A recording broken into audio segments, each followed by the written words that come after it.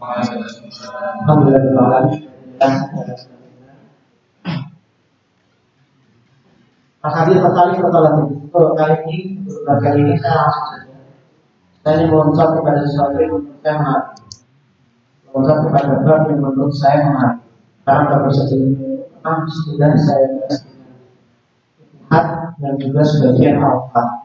Nah kalau saya membahas itu lagi, nanti al-Qaf itu yang lama-lama harus ada itu rasanya belum pernah. Sekarang sesuatu yang baru. Sesuatu yang baru yang belum pernah benar. Yaitu saya di sini ingin membahas tentang al-hadits at-talib wal-talaqu.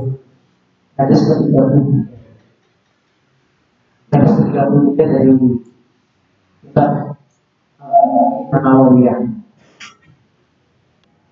Anak Ibnu Abbas radhiyallahu anhu anna Rasulullah sallallahu alaihi wasallam qala la yuqta an-nasu bi da'wahum wa da'a rijalun amwala qaumin wa dima'ahum lakin al-bayyinatu 'ala al-mudda'i wa yaminu 'ala man ankara. Ada sesuatu yang ingin saya garis bawahi di sini. Al-bayyinah 'ala al-mudda'i wa yamin 'ala man ankara. Al-bayyinah itu mana al-bayyinah? Al-bayyinah adalah Al-bayyinah bukti ala mudda'i. Da'ayat dari mudda'i apa? Orang yang mendakwa. Dakwah maksudnya apa? Wal yamin ala man ankar. Apa? Wal yamin ini namanya sumpah. Antara yungkiru ingkaran yang maksudnya gimana? Dari Ibnu Abbas ini diriwayatkan bahwasanya Rasulullah SAW bersabda, jika manusia diberikan hak untuk menuduh, maka orang-orang itu akan menuduh sesuka hatinya, dan mereka akan memanggil dan akan mengambil harta-harta yang sebenarnya bukan milik mereka, dan juga darah-darah mereka. Maksudnya akan mengambil harta seenaknya dan juga akan membunuh seenaknya kalau misalkan diberi hak untuk menuduh bebas. Tetapi ada kaidah yang sangat penting di sini harus kita garis bawahi. Kita akan kita bahas dalam pertemuan kita kali ini. Sangat penting, bahkan mungkin tidak semua orang tahu ini.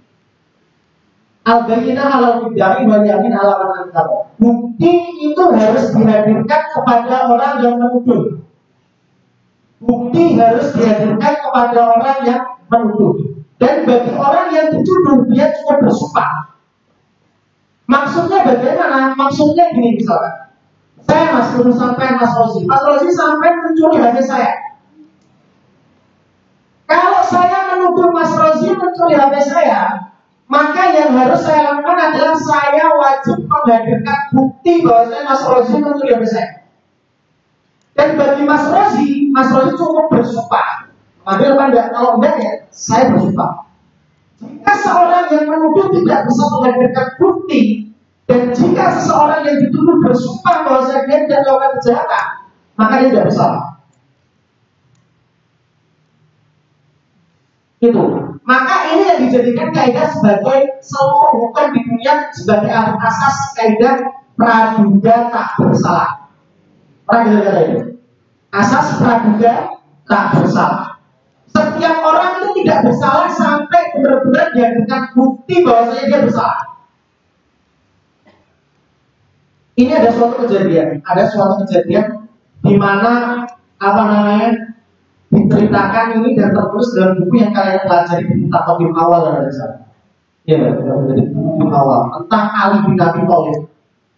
Ali bin Abi Thalib suatu ketika memiliki perselisihan dengan seorang Yahudi yang dimana orang Yahudi ini mencuri baju perangnya Ali. Orang Yahudi ini mencuri apa? Baju perangnya Ali. Ali statusnya sebagai khalifah, pemimpin negara kekuasaan tertinggi. Baju perangnya dicuri oleh seseorang, dan orang itu Yahudi lagi, hidup dalam negara Islam. Kemudian Ali membawa orang Yahudi ini ke hadapan hakim. Tolong hakim adili saya dengan orang ini. Kenapa? Dia mencuri baju perang saya. Hakimnya bertanya, mana buktinya? Ali ketawa aja. Nah, kenapa kamu ketawa? Ya saya tidak punya bukti apa-apa, saya bisa. Seperti itu. Orang Yahudinya kemudian bilang gini, Nah Yahudi, gimana kamu mencuri bajunya Ali, ini bajunya Ali? Saya bersumpah ini bajunya Ali. Selesai. Maka baju ini bukan bajunya Ali, maka miliknya orang Yahudi. Al-Bayyinah alal mudda'i wal yamin alal man ankar. Bagi Ali tidak bisa memberikan bukti. Ali tidak bisa memberikan bukti. Dan yang dituduh dia hanya apa? Yang dituduh dia hanya apa? Hanya bersumpah. Maka hakim memutuskan bahwasanya baju perang ini miliknya siapa? Miliknya orang Yahudi. Padahal orang Yahudi itu diputuskan oleh hakim, oke, baju zirah ini milik kamu orang Yahudi. Selesai. Habis itu orang Yahudinya ini ketemu sama Ali. Saya itu kagum sama kamu, bahkan sama pemerintahan kamu. Kagumnya gimana? Ini loh, kamu sendiri tahu bahwa saya baju di saya dari hakim itu mau memenangkan perkara saya dimenangkan. Padahal dalam perkara ini saya berhadapan bukan dengan orang lain, tapi dengan pemimpin negara tertinggi, yaitu Ali.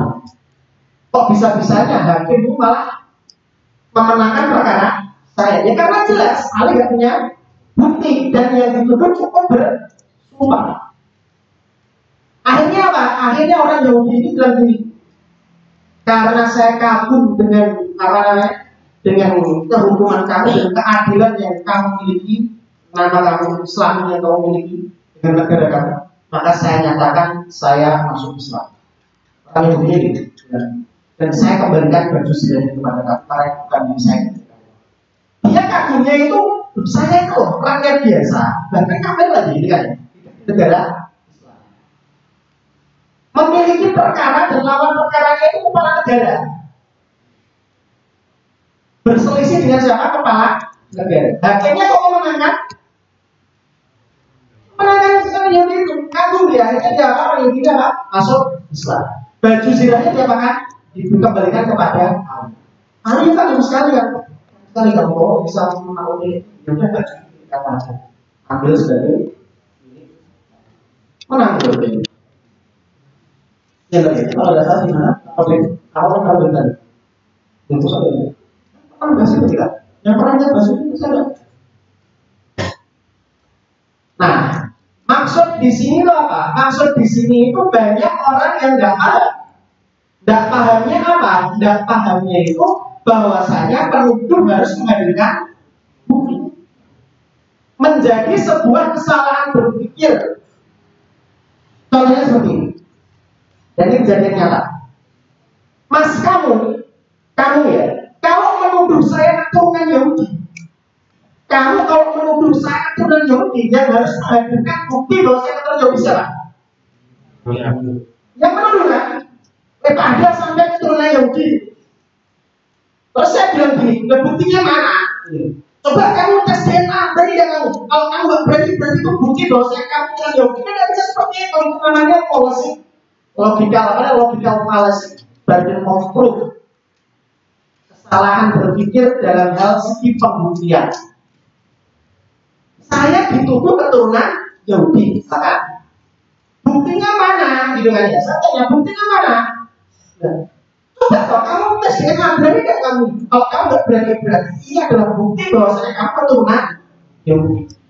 Nah saya yang dituduh, kepala saya yang disuruh membuktikan. Ini namanya kesalahan berpikir, burden of proof.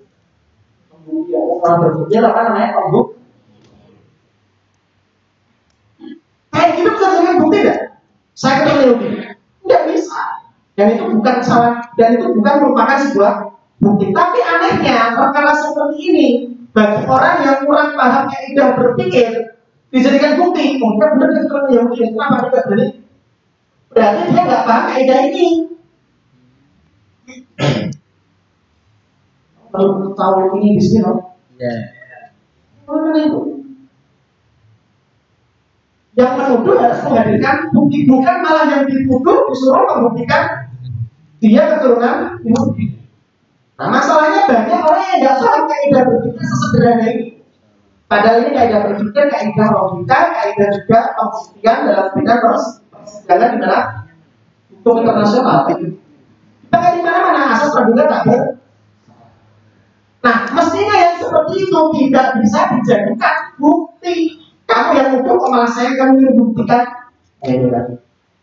Kalau saya nuduh kamu mencuri HP, maka saya harus membuktikan. Ini bukti-buktinya. Jika saya tidak bisa membuktikan, kamu bukan bersumpah. Jadi yang dituduh disuruh membuktikan ada? Yang disuruh membuktikan yang menuduh yang dituduh. Yang menuduh disuruh membuktikan. Sementara yang dituduh apa? Suruh bersumpah.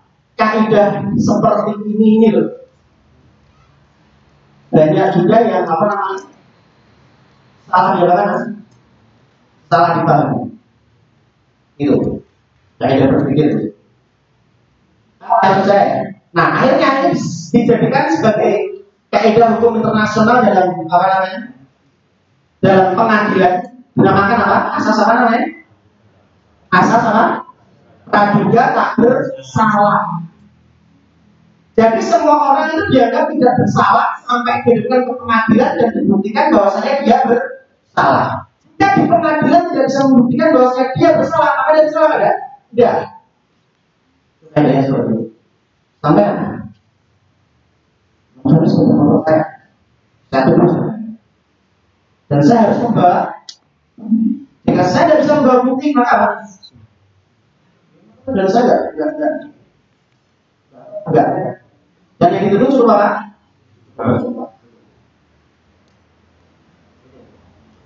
Al-bayyinah 'alal mudda'i wal yamin 'ala man ankara. Nah, dari sini juga ada sebuah kaidah al-aslu baqa'u makana 'ala makan. Bisa diambil kaidah al-aslu baqa'u makana 'ala makan. Kalau sesuatu itu diperselisihkan, maka harus kembali kepada hukum awal. Jika sesuatu itu diperselisihkan, maka harus kembali ke hukum awal. Sebagai contoh, saya tanya, tanah itu suci atau najis? Tanah itu suci. Tanah itu suci. Tanah itu. Kamu misalkan sholat di situ, itu boleh kan? Depan ini loh, halaman ini loh, ini ada halaman kafe ini loh. Saya tanya, kamu sholat di situ boleh kan?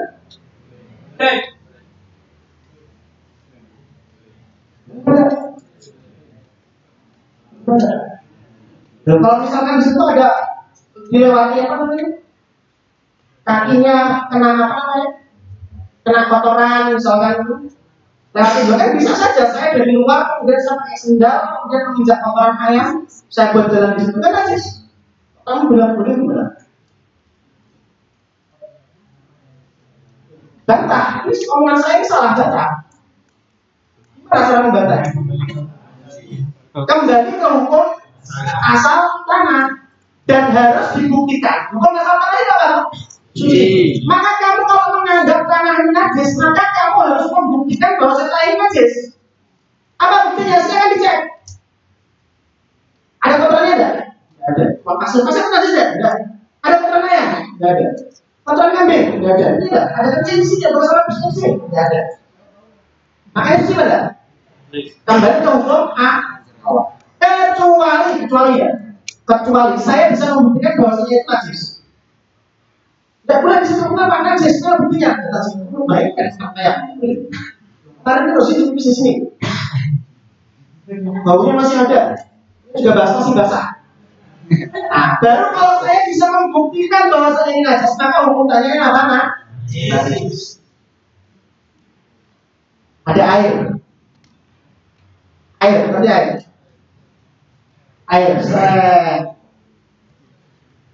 Di atasnya air ini ada plafon, yang dimana plafon ini itu banyak tikus-tikus. Banyak apa namanya? Itu ada air. Kemudian kamu datang sini. Jangan butuh pakai air ini. Air ini suci. Karena airnya apa? Najis. Bentuknya apa? Di atas itu sarang apa namanya? Sarang tikus. Air ini suci atau najis? Air ini najis. Di atas plafon, air itu suci atau najis?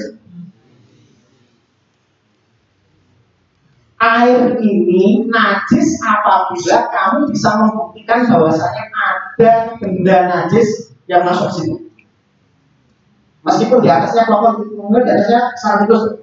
Air itu jadi najis kalau apa? Kamu bisa membuktikan kalau air ini masukkan apa? Termasuk najis. Kalau kamu tidak bisa membuktikan bahwa air ini campur najis, maka air ini suci tidak? Suci tidak? Suci. Al-Rasul bahwa makanan halaman harus kembali ke apa, Mas? Hukum asalnya itu apa? Hukum asalnya air itu apa? Suci. Maka kalau kamu bilang air ini kotor atau najis, kamu harus menghadirkan bukti bahwa air ini apa? Najis. Tanah, hukum asal tanah itu suci.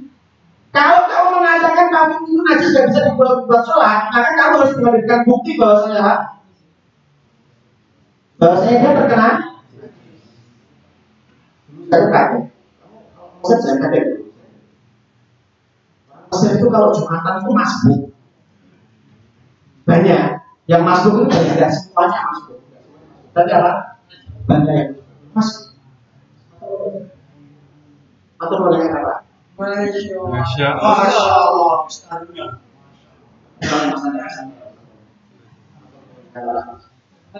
Zaman nanti zaman waktu Nusantara.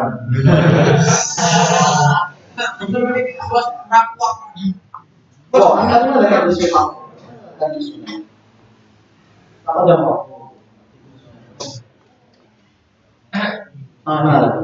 Oke, kembali ke mana? Ke hukum apa? Hukum masalah.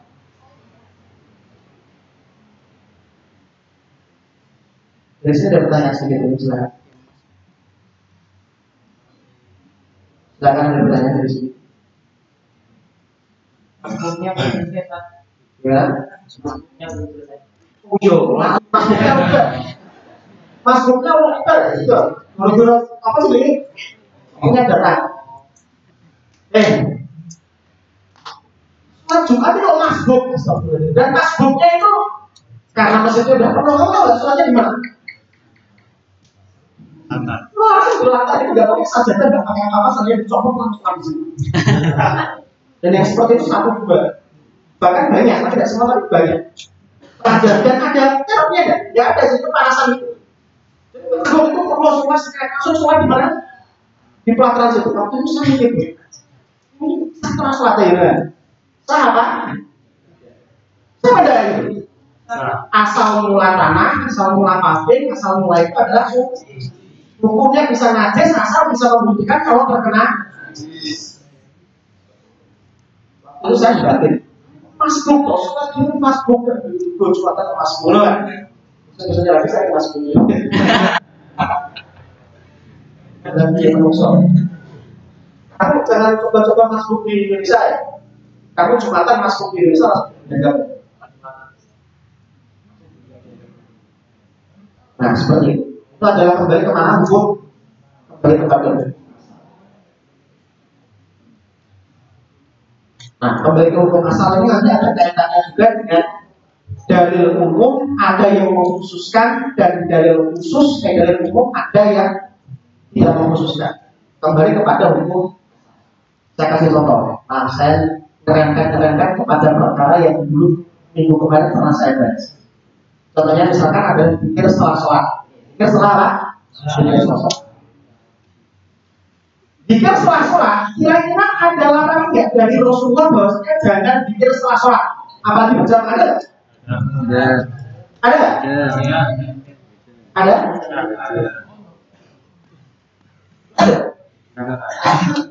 Pernahkah Rasulullah atau di Al-Quran atau di mana itu ijma, Quran, Sunnah, ijma, kias yang melarang bahwasanya tidak boleh zikir setelah ada? Maka tidak, apabila tidak ada yang mengatakan tidak ada larangan berzikir setelah sholat, apalagi berjamaah, maka kembali kepada hukum yang awal. Kembali kepada hukum awalnya zikir itu apa? Tahu saya. Hukum awalnya zikir itu apa?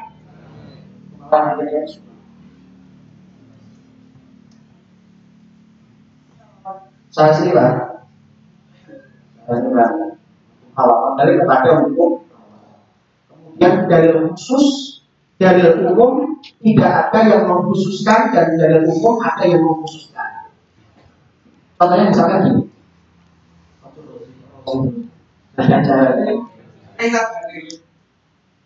Hilda, saya nyuruh Hilda, kamu belajar.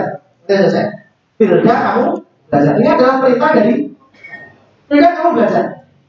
Setelah itu, Hilda itu belajar tiap setelah subuh. Setelah subuh belajar berjamaah. Belajar berjamaah. Kemudian temannya bilang, kamu dulu, kenapa? Tidak ada perintahnya belajar setelah subuh lagi berjamaah. Perhatikan saya. Logikanya masuk lagi. Maka apabila tidak ada perintahnya tidak ada perintahnya saya belajar berjamaah tiap subuh, maka kembali kepada perintah yang lebih umum, yaitu apa? Belajarlah. Bagaimana Pak? Kamu misalkan baca surat Yasin setelah hari setiap malam. Kamu baca surat Yasin setiap malam. Kemudian ada orang bilang, tidak ada perintahnya suruh baca Yasin setiap malam Jumat. Kan dosa. Itu kan kayak gini gimana? Berarti kalau nggak ada larangannya berarti kembali ke mana? Ke hukum asal Yasin itu adalah bagian dari ayat. Ada membaca itu hukumnya sunnah. Dikerjakan dapat pahala, dikerjakan tidak apa-apa. Sunnah menurut definisi ahli yang fikih atau ahli hadis. Ahli fikih, usul fikih. Itu mas, sunnah dikerjakan dapat pahala, dikerjakan tidak apa-apa.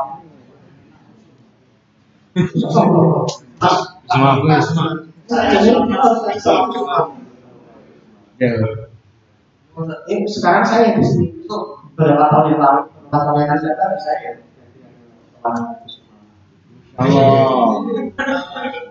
Makanya ngomong saya itu, itu sih. Kalau sini bang, ya. Jika nggak ada larangannya, maka kembali ke mana? Masalahnya apa? Baca kembali kosong.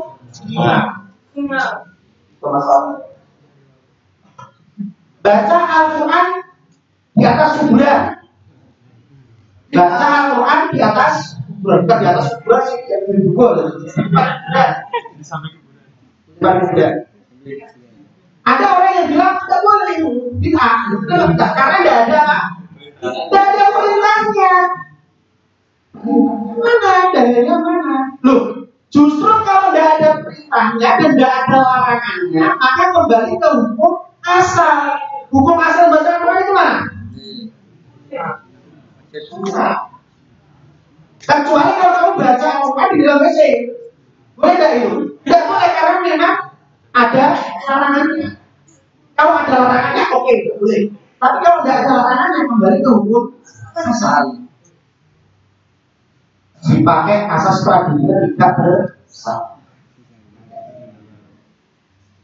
Maka dari sini jangan sampai kalian itu terkecoh dengan statement orang ini.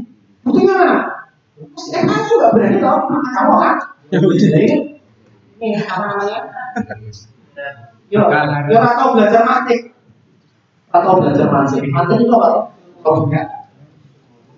Nah itu namanya logical fallacy, burden of logical fallacy, burden of. Nah, masuk kepada logical fallacy. Logical fallacy itu apa? Kesalahan-kesalahan dari sini ya. Jadi sebenarnya hadis ini itu dipakai dunia. Yaitu asas apa namanya? Praduga. Itu alasan apabila ada penjahat ditangkap polisi harus bawa bukti dan juga ada saksi. Kalau nggak ada bukti, maka cara untuk berbuat jahat supaya kamu tidak bersalah, bilakan barang bukti. Ya, karena kenapa? Itu percuma aja. Jadi kalau saya melakukan itu, kamu bisa buktikan, tidak bisa orang digunakan. Kalau kamu bisa buktikan, bersalah. hilangkan barang bukti manusia. Oke, masuk kepada logical fallacy. Jadi dua kaidah yang kita pelajari. Banyak ya. Pertama, apa namanya? Bukti bagi yang menuduh, sumpah bagi yang kemudian asal bahwa makana alamat. Kemudian dari situ kembali ke hukum asal. Kemudian dari hadis ini bisa kita ambil kesimpulan seperti ini. Masuk kepada logical fallacy. Logical fallacy itu adalah kelemahan cara berpikir, kesalahan cara berpikir. Kesalahan cara berpikir yang kita bahas tadi adalah logical fallacy burden of proof, yaitu asas pembuktian. Kalau kamu nuduh orang, maka kamu yang menunjukkan bukti, bukan orang yang kamu tuduh sibuk mencari bukti. Itu yang pertama. Kalau kamu nuduh orang dan kamu nuduh dia itu malah menghadirkan bukti, maka itu tidak bisa diterima kalau kita secara pengadilan. Apa? Mencuri HP saya. Buktinya mana? Ya silakan kau buktinya kalau kau udah mencuri, nggak bisa dong. Kamu buktinya. Kalau caranya ya gue enak. Semua orang akan bersalah. Kamu bunuh anak saya, mana buktinya? Ya silakan buktinya kau nggak bersalah. Kalau kau nggak bisa membuktikan kau nggak bersalah, kamu adalah pembunuhnya. Itu enak. Mungkin tapi malah bunuh orang ya.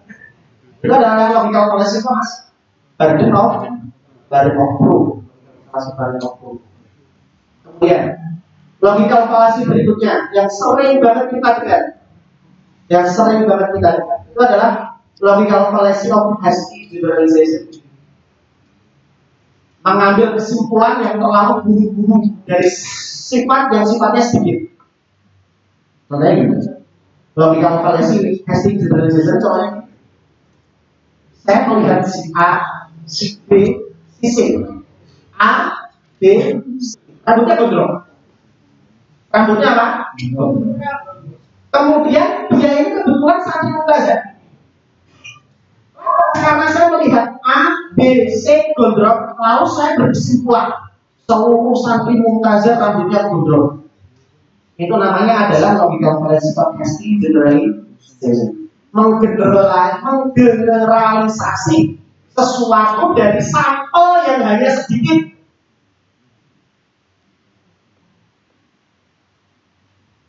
Nah, ini tidak bisa digeneralisasi. Ini bisa jadi apa jadi? Dan saya nggak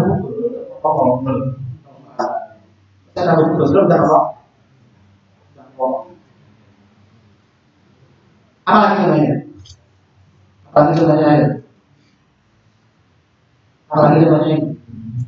Apa lagi sebenarnya?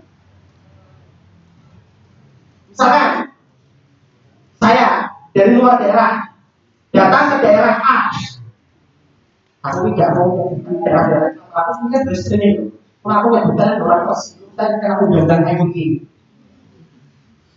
Saya datang ke suatu daerah A, dan saya ketemu dengan wanita A, B, C. Wanita A, B, C. Kebetulan ketiganya cantik. Kemudian saya berkesimpulan seluruh wanita di daerah A ini adalah cantik. Itu adalah logical fallacy of hasty. Contoh logical fallacy seperti ini yang kejadian di kehidupan nyata dan sering kita jumpai dalam kehidupan sehari-hari dan di era-era saat ini adalah ada beberapa rumah sakit. Beberapa rumah sakit. Beberapa rumah sakit ini ada pasien yang meninggal sebenarnya bukan karena corona, bukan karena corona, tapi oleh pihak rumah sakit disuruh menandatangani udah normal saja supaya rumah sakit dapat apa? Rumah sakit seperti itu ada nggak? Ada, dan beberapa. Kemudian karena ada pihak rumah sakit yang melakukan hal seperti itu dan hanya beberapa saja, kemudian orang menuduh generalisasi semua rumah sakit di Indonesia hoax dan corona hoax. Karena itu hanya digunakan untuk ngambil uang. Namanya logical fallacy of hasty generalization. Sampelnya terlalu sedikit, sampelnya terlalu sedikit, kemudian kamu menggeneralisasi bahwasanya dia itu apa? Kali selesai. Ngambil sampelnya sedikit, tapi digebiak-biak. Digebiak-biak. Loh, bahwa ini adalah tanda kode. Kan kalau kita minta.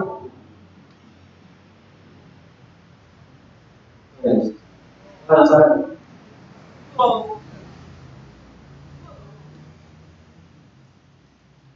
Nanti gebiak-biak. Ngambil sampel yang terlalu sedikit, kemudian akhirnya apa? Mengeneralisasi sesuatu yang lain. Itu logical fallacy of testing generalization. Kemudian ada lagi logical fallacy of oversimplification. Oversimplification. Simpelnya apa? Oversimple itu apa? Oversimple itu apa? Kok terlalu sederhana banget gitu? Kesalahan berpikir juga ya. Contohnya apa contohnya? Contohnya itu kucing itu punya kumis. Betul ya? Kucing itu punya kumis. Betul. Akhirnya mengklaim bahwasanya semua itu kumis kucing. Oversimplification. Dan ini biasanya muncul saat tahun baru.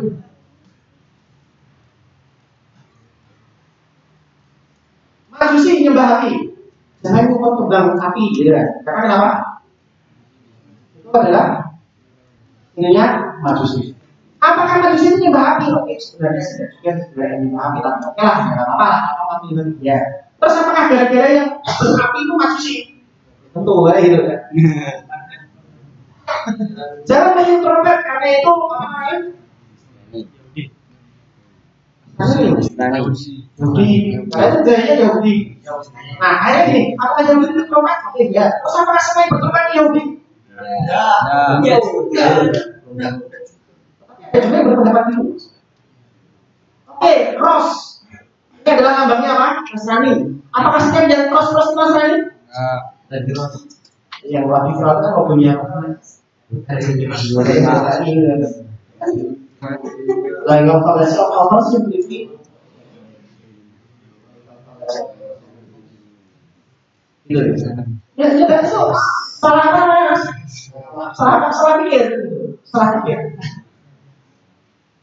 Contohnya lagi misalnya, Profesor Dr. Mursyid dalam tafsir beliau Al-Isbah itu menukil beberapa mufasir dari Syiah. Menukil itu apa? Hanya ambil referensi ini dari mufasir Syiah. Kemudian seorang yang nggak suka sama beliau langsung bilang bahwasanya Profesor Dr. Syiah hanya karena nukil statementnya beberapa orang Syiah. Namanya apa namanya? Oversimplification. Langsung menjudge dari sesuatu yang sifatnya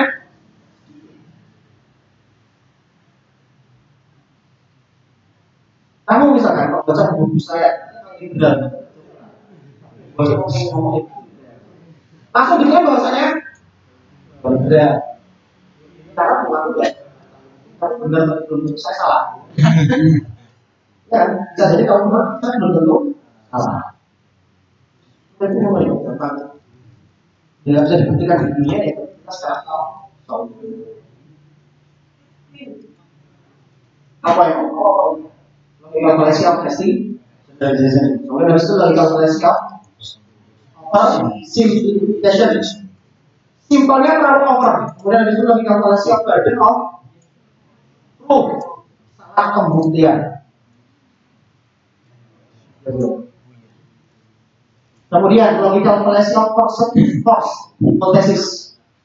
Analisa yang dipaksakan. Analisa yang dipaksakan. Contohnya apa? Yusuf memiliki sepeda motor. Suatu ketika Bowo punya mobil. Saya pergi ke rumahnya Bowo. Mobilnya Bowo tidak ada. Kemudian saya langsung menjudge Bowo dari rumah. Dan saya berkuat-kuat ada di rumah. Hanya buktinya mobilnya ada di rumah. Itu namanya force hipotesis. Hipotesisnya terlalu dipaksa. Ini juga. Jadi mobilnya siapa? Ada yang makanya itu kan force hipotesis yang dia apa? Yang dipaksakan, hipotesis yang seakan-akan. Contohnya lagi apa lagi? Nanti apa?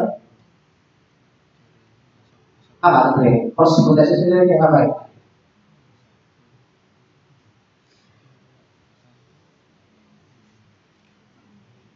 Saya apa lagi? Selain bahwa dan berarti masuk kelas.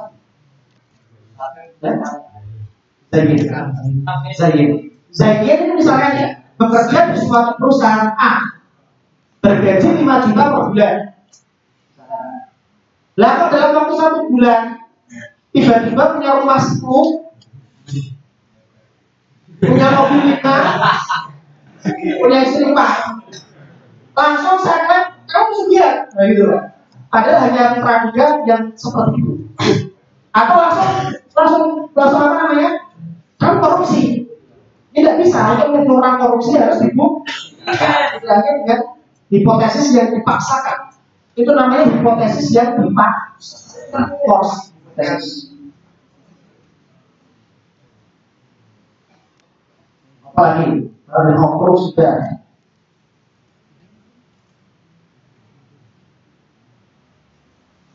policy of appeal to majority. Appeal to majority. Persetujuan karena suara mayoritas dan dianggap sebagai kebenaran. Hanya karena itu suara mayoritas belum tentu benar, tapi bukan berarti yang minoritas pasti benar. Hanya karena itu adalah suara mayoritas, kemudian orang menganggap oh ini yang benar, padahal belum tentu. Tetapi ini tidak membuktikan bahwasanya yang minoritas pasti benar.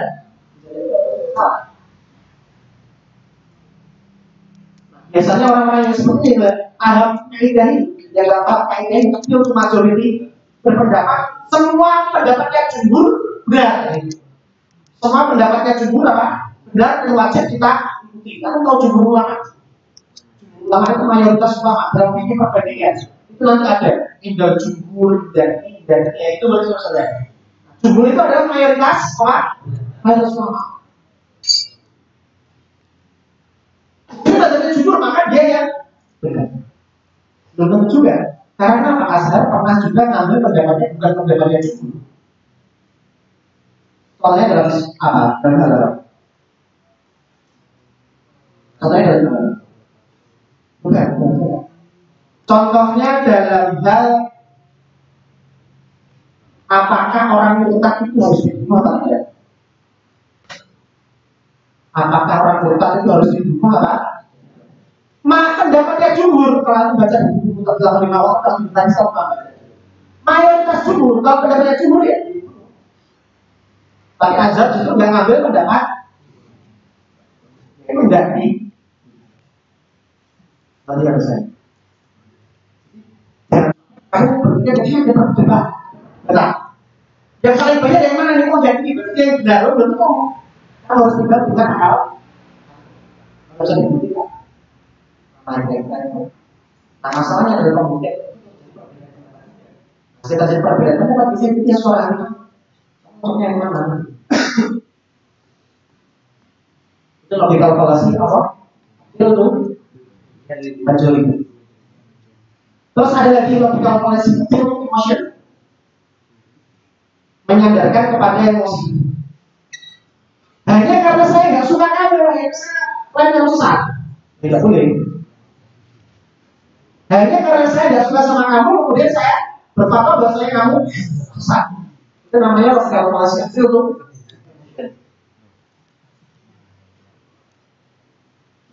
Kalau saya menuduh sampean sesat, maka saya harus menghadirkan bukti bahwasanya sampean sesat. Dari sini silakan ada pertanyaan. Saya mau ada tanya jawab, silakan. Iya mas, Gus Mam ya. Iya Gus. Mengenai yang ulama tadi itu kan ada dua pilihan. Dua pilihan gimana terus? Ketika ambil dari dia itu wajib dibunuh. Ketika baru ambil dari tidak wajib dibunuh. Sedangkan itu apa? Murtad apa? ambil murtad terus. Murtad ambil, memang murtad dulu ambil ada. Tidak sengaja. Ada. Gimana murtad tidak sengaja? Seperti kita ini. Sebenarnya nggak apa-apa, coba dijelaskan. Coba jelaskan. Berdiri aja apa? Ilmu baru, kalau misalkan saya nggak tahu, berarti ilmu baru.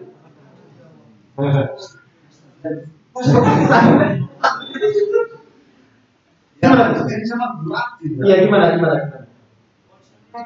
Ketika aktif itu kan contoh lah. Kayak seperti halnya kita ini keluar Islam secara disengaja terus guru aktif. Itu keislaman kita itu mudar tanpa kita sadari. Karena kita memudar tanpa kita sadari dari kota. Itu terus murtad. Meski dia itu menurut kategori apa ulama itu mengatakan di situ fasik, tapi secara bahasa harusnya itu fasik, tapi secara bahasa kasarnya itu sebagian ulama mengatakan itu sudah termasuk murtad. Bagian ulama saya tidak semua ulama. Dan saya itu pendapat. Nah, dia lebih beres sing kita. Karena dia yang dulu. Alasannya Al-Azhar ini mengatakan ketika entah itu berarti kan Al-Azhar ini kan tidak membedakan antara karena menurut saya nggak ada yang murtad dulu lagi.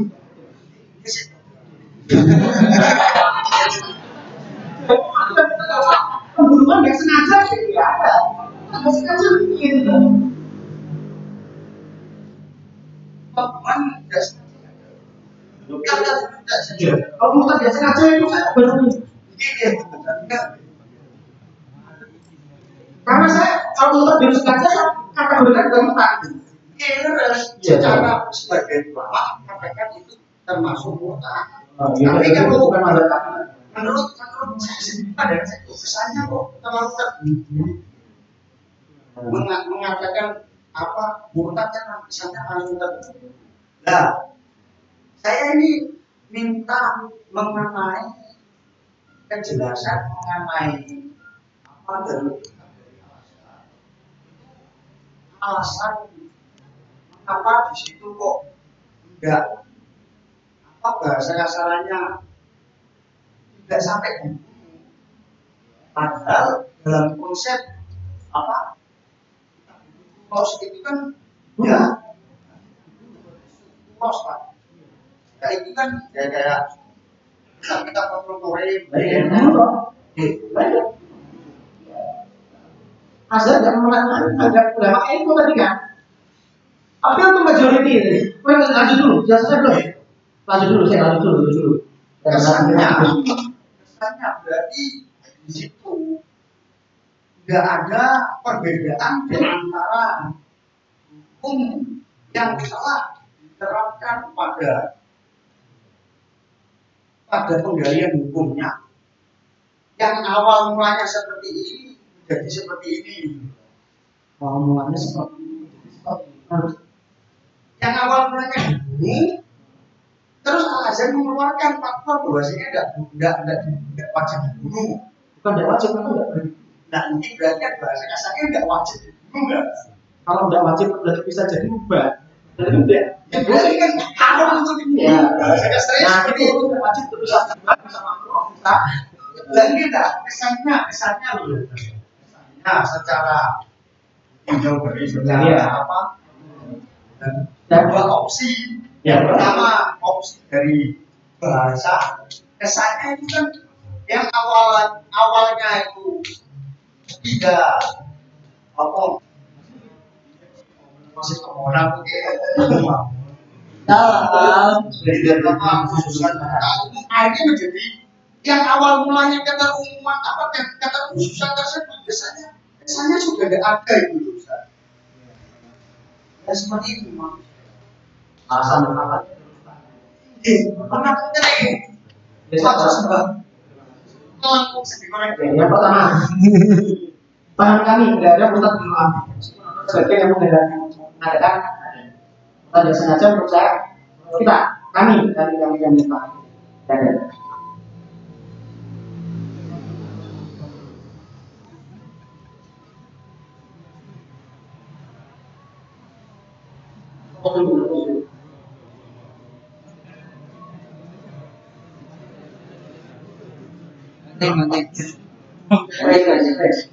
Oke. Nah, makanya tadi ini appeal to majority. Kalau appeal to majority, semua yang apa namanya? Yang besar siapa kan? Oleh sebab itu, tapi ternyata Azhar ikut pendapat, Nah, alasannya apa? Alasannya dari Ustaz dan juga Azhar sendiri. Mari besok kita buka ya. Kita buka bukunya. Amalatul Islam Abdul Muslimin. Kalau silakan kita buka ya.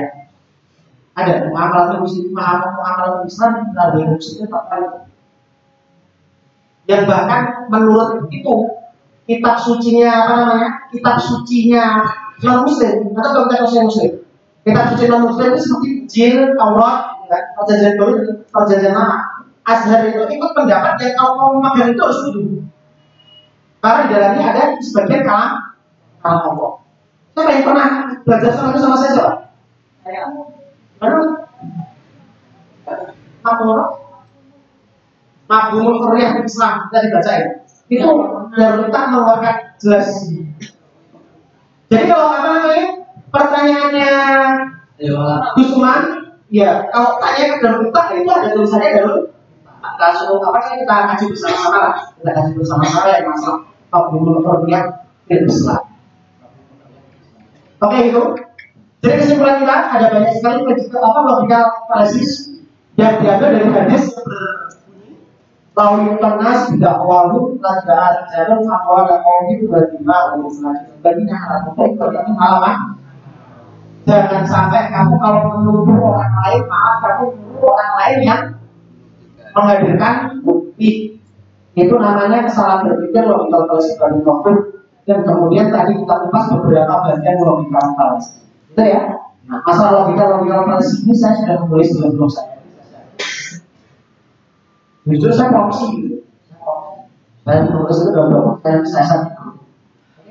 Ini sudah ada. Jadi kalau ada soal pertanyaan sama. Kita mengulangi kesempatan saya pada hari juga. Oh iya, benar. Dengan saya mau kemudian di sini. Ya, saya ingin mengikuti isinya itu. Asas praduga tak bersalah. Kata-katanya. Iya, salahnya gimana? Bukan salah ya, bukan salah. Ya, itu kan berarti ada sesuatu yang beres. Ya, kan. Soalnya kemarin saya pernah dengar dari Profesor. Gimana? Praduga dan tidak bersalah. Ketika subjek yang menempel tidak bersalah itu dikenakan dugaan dan ada perannya, itu sebenarnya praduga sebelum diduga itu memang si subjek itu tidak bersalah. Kenapa kok harus ditambahin kata-kata pra? Dan bersalah dugaan itu sebelum melakukan tindakan si subjek melakukan tindakan lantas diduga. Nah, lantas kenapa ada istilah kata pra? Itu kan kalau di konstitusi kan kayak penambahan. Tanggapan saya itu banyak istilah saya. Dalam artian asas praduga tak bersalah itu maksudnya itu adalah setiap orang itu kan antum kan kupas secara bahasa perbahasaan itu saya. Antum kupas secara bahasa perbahasa. Mungkin kalau secara bahasa perbahasa oke lah kita terima. Tapi yang kita bahas di sini adalah maksudnya. Ya sudah apa kalau memang bahasa seperti itu tidak setuju tidak apa. Tapi maksudnya itu adalah setiap orang itu tidak bersalah sampai dihadirkan bukti di pengadilan bahwasanya dia bersalah. Maksudnya seperti itu. Maksudnya sendiri kalau di pengadilan itu praduga bersalah itu menambahin birokrasi. Kita kayak menambah sekat-sekat itu kayak sebenarnya dia itu praduga tapi kayak saya mengajukan asas praduga bersalah yang dijelaskan Umur waktu.